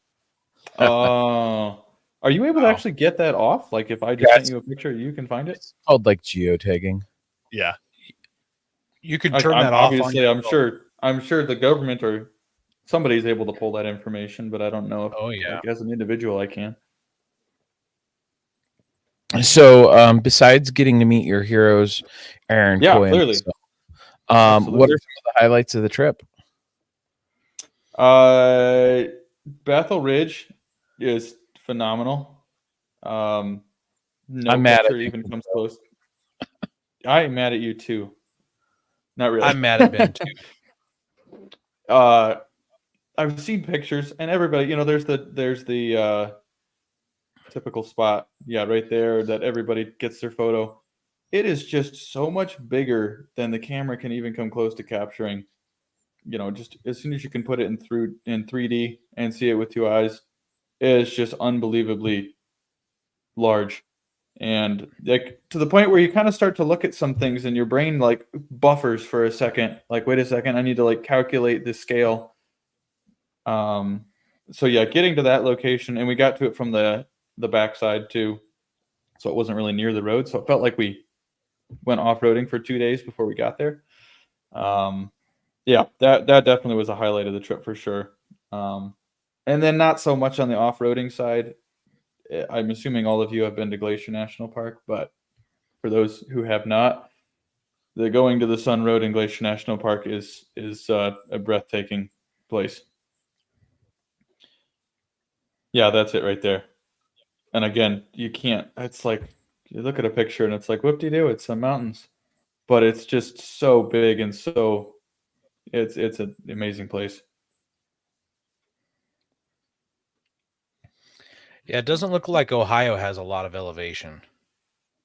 A lot of elevation There's some, change. A lot but of it's like mountains. pointy hills or rounded hills as opposed to nice big pointy mountains. So did you get to experience? I forget that not everybody has like stood on the edge of crazy cliffs multiple times in their life. Yeah. So I'm assuming that you did that multiple times here. Did you get that that cool experience where your body kind of disobey, like you kind of lean over and you want to go a little bit more and your body just like no. No, yeah. Yeah, anymore. I mean, we do have, there's a couple areas here that are like very like rock ledges where we have, a couple hundred feet. But definitely the like layers of cliffs and mountains that just keep going on forever is it's a new thing. Another thing, I should have told you this when you came out here. This is one of my cliff things.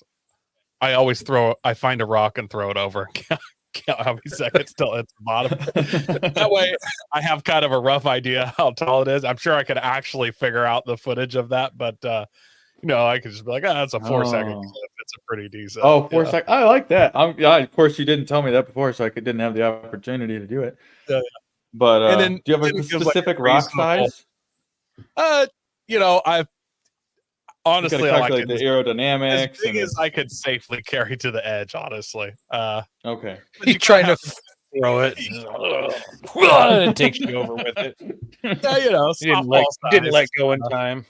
And you need to do count it math. as you fall. If there's multiple roads and houses below, try not to throw hard rocks over. You don't want anybody to die, but it just gives you a good excuse to throw rocks over the edge of cliffs. It's childish to do it for no reason. If you're measuring, then it's science. Yeah, it's science if you're measuring. All right, this might be the most important question, Josh. So you've met us all. You did that. Rank the Off-Road Podcast hosts. First, second, third, and who would win in a Nerf gun battle? Oh, a Nerf gun battle. Oh, boy, that's very tough. I feel like Aaron would be a good shot, but he doesn't move very fast. Well, you know what? To be honest, I don't think any of you move very fast. Ouch! Whoa! I will say I move surprisingly fast for my size. It's not fast. It's just people don't expect me to be fast, like a hippo. I bet if you held on to that boulder when you threw it off the cliff and went, you'd move really fast. Yeah, it's more the fast stop that I'm worried about. I'll give it a solid Aaron 1. Koi 2, Ben 3. Sorry, Ben. Oh, sorry, Ben. But I would choose Ben to be on my team because I feel like that would be the most funny. Excellent shield. I bet he does. He's a meat shield. He's a human. I can absorb many hits. I've proven that over time. So you had some wheel bearing issues. Tell us what all kind of maintenance and parts repairs you did while you were on a 2,000-mile journey like this. No, 7,000 miles. So yeah, we left. Everything was going good until we started getting up into the mountains and started having some minor overheating issues, like actual minor overheating issues. Temp gauge kind of going up a little bit. And later on determined that the fan clutch, which I think it wasn't an issue out where I live because we don't have the elevation. So we were overheating because the fan clutch was bad. So we replaced that out at Ben's house. But the main the larger issue was that I kept hearing as we're driving, especially going around corners, that very familiar like wah wah wah wah wah wah noise of a wheel bearing starting to go. And it's 9 out of 10 times if you got a wheel bearing, it's the front, because the front does your turning and all that. So it's like I think it's one of the fronts. So then I called up Ben, and Ben said, "Yeah, come on over, we'll replace it." So that's at his shop right there. So we replaced one of them, but neither one of them. I mean, one of them definitely was lacking a bit of grease, but neither one of them felt bad. Like I was expecting to get kind of a nice clunk clunk clunk, but figured, sometimes they make noise and they're not actually that bad. So replaced one. We'll figure, let's try it. We'll see how we go. Hit the road and kind of still hearing it. So I'm like, all right, it's probably the other one. So conveniently, the next day we were at Coy's house. So yeah, right there, that's the spot. So we replaced the other front wheel bearing there with Ben's help, of course. Ben wasn't And, there. Get Ben out of was the not photo, there. Ben. But that was a nice Photoshop. So we replaced the other front one there, and next day hit the road. And after a little while, I'm like, man, I feel like I'm still hearing that noise.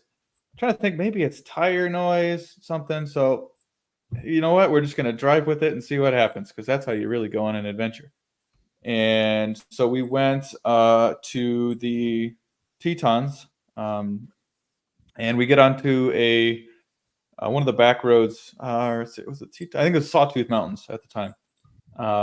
And we're kind of going down one of the back roads, and I kind of hear this little, and I'm looking, and then you kind of, that sound of like when a metal roller in a wheel bearing has like a little crack in it or something, and you start getting that cringing little crunch as it goes around each time. That's the sound that it was. That noise. And that noise. So I started hearing it, and I was kind of like, well, I can't do anything about it here because I'm in the middle of nowhere. So we worked our way over to the Tetons and kind of got into town. And then we're just heading up toward them. My wife is all excited to see the Tetons, and I'm like, this noise is getting worse. And of course, this was, I'm trying to remember what day it was. It was like 4:30ish, I think, on a weekday. And apparently the whole town of Jackson, no, it wasn't Jackson Hole. That was the town that's near the Tetons there. I forget which the name of it is, but that whole town shuts down at 5. Like, it's done. And Teton so I started town. hearing this noise, and I'm like, all right, so let's check it out. So I pull onto one of these little pull-offs, pull the wheel off, and then the rear axle's like duck duck duck. And which is really weird to me because I replaced the rear wheel bearings when I built the truck, and I'd only put, I don't know, 15 or 20,000 miles on it at that point.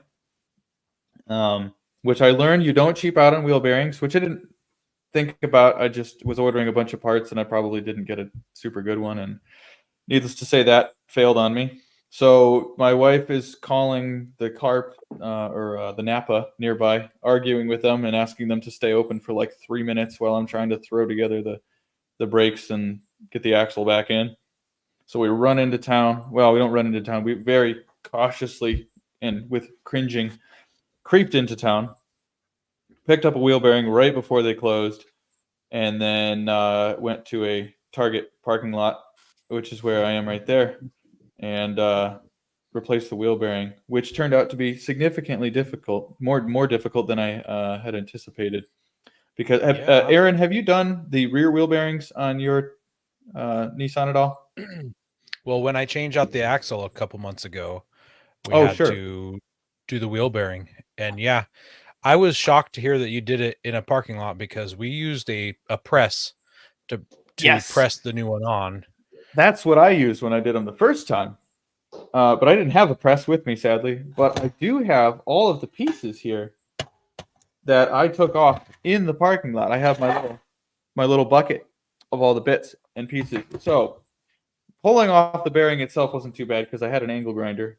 Other than some weird looks from shoppers, when some guy's just grinding on his truck in the parking lot. That wasn't too bad. The problem was getting the outer race out of the axle housing. And there, let's see if I can see it. Find it here. There, you can see that like slot right on the bottom there. That started wearing away. I'm not sure. It's like almost like I see metal. Yeah, That's but wild. that was the spot that kept rolling, making all sorts of noise. So if anybody out there is in this situation and this is stuck in your axle shaft, I like your. never I fear. like your This is what trick. you need. You need. I like your trick. You need a crescent wrench, and you make it smaller, and you stick this through like this, and then you expand it like that. So then that kind of grabs it a little bit. Then you take a 3/8 long socket extension, and you put that through the end of the crescent wrench, and then you take a hammer and you beat on that for about a half an hour, and then eventually you can get that out. And I was genuinely concerned that I was out there long enough, and enough shoppers were looking at me really weird in a very nice part of town. I was just waiting for the cops to show up because I'm like, there's no way this is gonna fly for me grinding and banging on this thing while it's literally sitting on my little single post jack. The what only are they thing gonna do, I make would it try cheap? different with your idea there, since instead of putting your extension through that, I would have gotten like a bunch of paracord or some mule tape or whatever kind of lashing you have, tied it to the end of that, tied it to the head of your hammer, got yourself about 4 feet, and just swing that thing as Or hard as you just throw could. it. Well, I mean, Throw it'll it. come back and knock dents in your stuff. Yeah. Coy's making a homemade slide hammer. What he's talking about. Essentially, yeah. Yeah. I was looking. I mean, it's really fun. I don't know why, but it's fun to have. I have this box that you can't see it. It's basically I have this plastic tub, and I call it my box.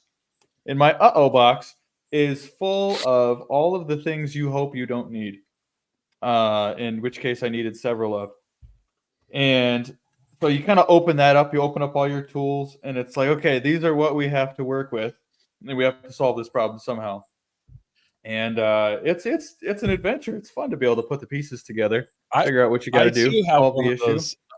I too have an box, but I keep like Tums, stool hardener, a couple air.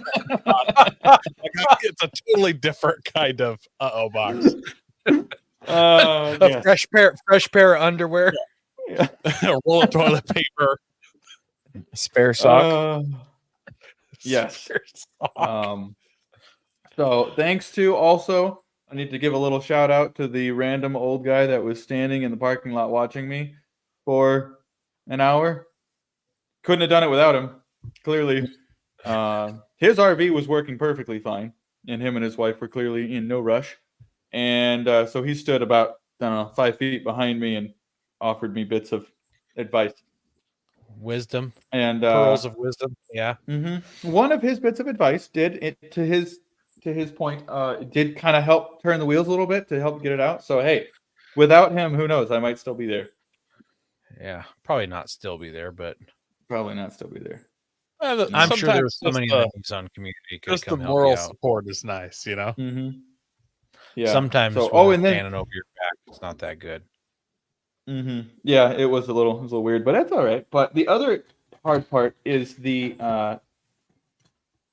inner race and then the collar are both pressed on to the axle shaft.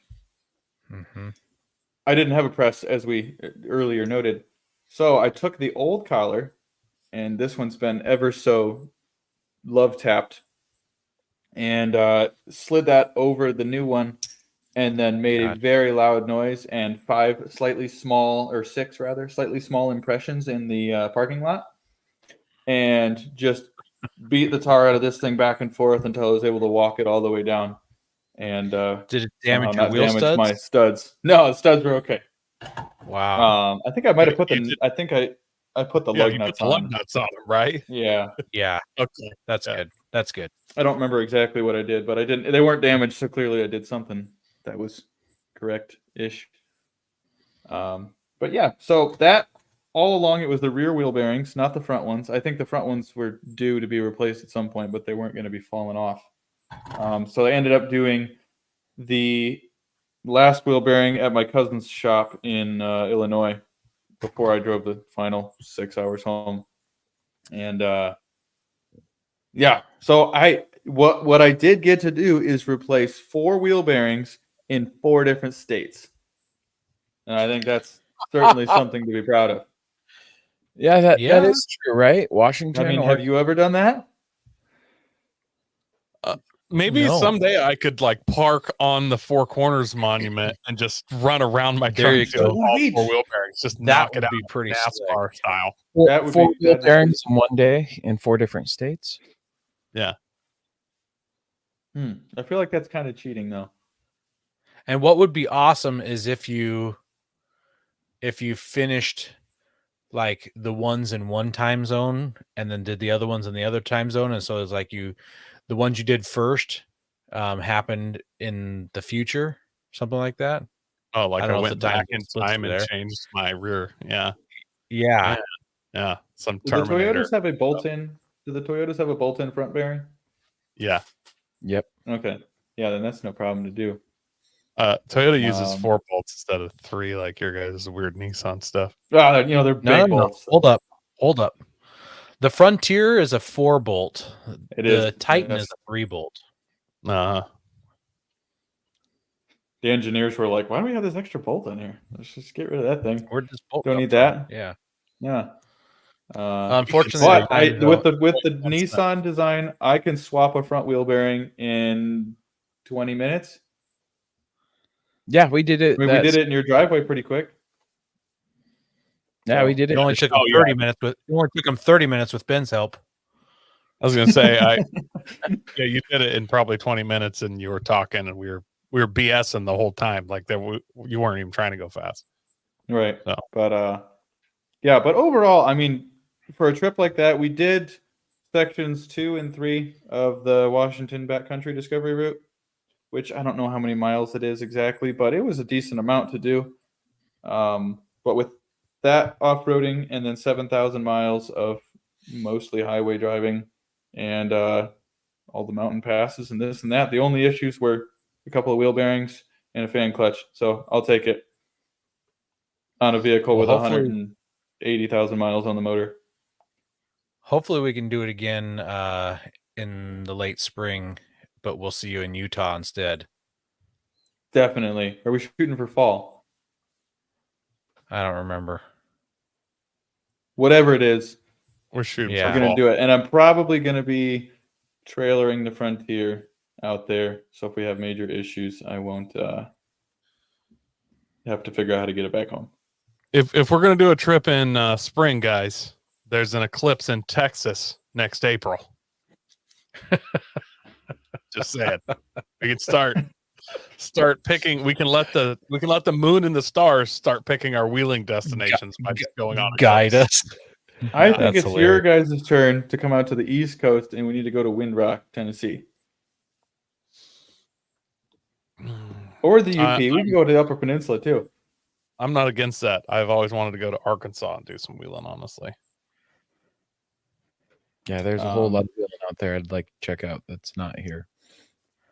Yeah, there's a lot of good stuff on the East. It's definitely overlooked, and I mean myself included. I've been prone just to say, I want to move to the West. The trails are better. There's just nothing out here. But it is really, if you look for it, get to know people, and kind of keep at it, you really can find some good trails here. There's a lot of good stuff here. The problem with literally living on the West Coast, when you drive to the East Coast to wheel, it's a long ways, and you are driving past the most world-class wheeling areas in America to get to what is, different, but not. Yeah, that's the problem. Yeah, it's. I mean, there's no doubt that the trails here are definitely a different landscape. A lot more water, like not a lot more water, but compared to like some of the rockier areas of the trails out there, like the the Rubicon style. A lot more mud. Similar to kind of similar to what you see in a lot of Australian wheeling shows. But yeah, it's just different. I don't really know how to describe it exactly. You'll have to just come out and take a look. Well, one last question there for you, Josh. Where can our listeners find you if you want them to find? Leroy Overlanding on Instagram is where most of my content is up. And you can find me Joshua Staggs on Facebook. And if you want to get in contact with me, you can message me on those, or joshua.staggs@leroyengineering.com. Email that. And yeah, love to hear from you. Hang on, we got one more question in the comments for you, Josh. Okay. Badland Industries asks, inquiring minds want to know why canopy versus Go Fast Super Pacific versus the bed canopy. I feel like we glossed over that topic. I might need to be informed slightly on that. Is he referring to doing the tent on top of the canopy versus doing a like the sleep in style? I'm assuming. I think the Super Pacific is like where it's it's a canopy that's on top that it has the wedge tent built into it. Sure. And then the bed can. I built this style. I just by trade, I do a lot of metalworking and stuff like that. So a flatbed just really comes in handy when I'm working on stuff. It works as a great table. I can use it to, bang, hammer stuff on, whatever. I like the half canopy. So Dirty 30 versus the traditional overlanding setup. The Dirty 30 setup that Shawno has with that little, it's only 2.5 feet wide, my little canopy. I can fit my fridge, my drawers, my tools. I can fit everything I really need inside of that. And then not have to, like, having just a rooftop tent on top, throwing your spare tire on the back, having that big flat space is so nice when you're working, when you're setting up dinner, when you're cooking, when you're just around camp, whatever. It's like you always have a big, sturdy, flat table that's set up for you. It just fits my needs as I wheel. Obviously, I know for different people, especially people with bigger families that are going, you need more storage space, or the more traditional style overland rig that we see on the American side. And I can't lie, I love the looks of the kind of the Aussie style, and I was trying to kind of give it a little bit of that flair. I don't know if that exactly answers your question, but I gotta say, you had the inside of that very well organized when you were over and showing me. I was just like, oh, like everything you need is right there, nice and organized where you can get to it. And that nice big open, I say big, but it's not huge. That open space to work on is nice because you were able to just pull out tools, set them there as you needed. And it's also like undercover too. So if you're working in the rain, your toolbox isn't sitting like straight in the rain, filling with water. I have my awning that folds off one side of it. So as the awning folds over top of you, you got your table space to work on if you're cooking. It's just a really convenient area to use. Not convenient so much for hauling stuff, but what I'm picking up is it's a fraction of the price and it works better. Yes. Okay. Yes. Yeah. Yeah. And if anybody, I will be selling that whole system off the back. It works great. I'm just building a lighter duty one for more heavier wheeling. So if somebody's interested in it, let me know. Or if you want dimensions or build plans or whatever, just let me know. I'm happy to help out however I can. All right, guys. Thanks, Josh, for bearing with us and coming out and seeing us and everything. So next week, we're going to do a Moab trip report. So tune in for that. Tune in. Yes. And I did want to say thanks for everyone who listens into us live. And for those who listen in not live, you're not as cool as the live listeners. And I want to give a big shout out to Josh's extended family. I think he had everybody watching him in his podcast debut tonight. So shout out Josh's grandparents, all 4 of his grandparents and his cousins. And none of them left, I'm afraid. Yeah. But there was definitely some in-laws and brothers and things. So yeah. Yeah, we appreciate you guys out there. Even if you're not related to Josh, you're still cool. Thanks for coming on. Thanks for tuning in. Make sure you're sharing us with your friends, helping us grow, and God bless America.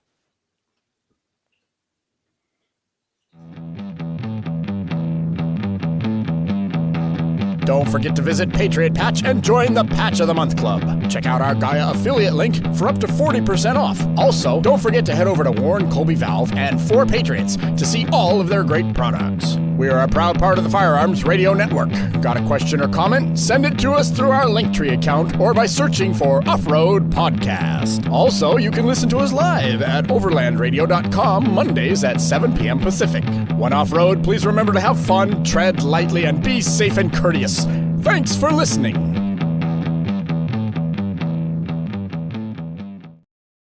You know, something we left out there, Josh, is that not only when you came here is you had an opportunity to shower and wash your clothes. Yes. Because way more valuable than you ever imagined. Just realizing the amount of time you guys spent on the road, that's a lot of dirt to wash off. I just thought about this during the show, Josh. To avoid confusion, I'm going to change the name of my Uh-Oh box to a Scat Pack. Oh, I like it.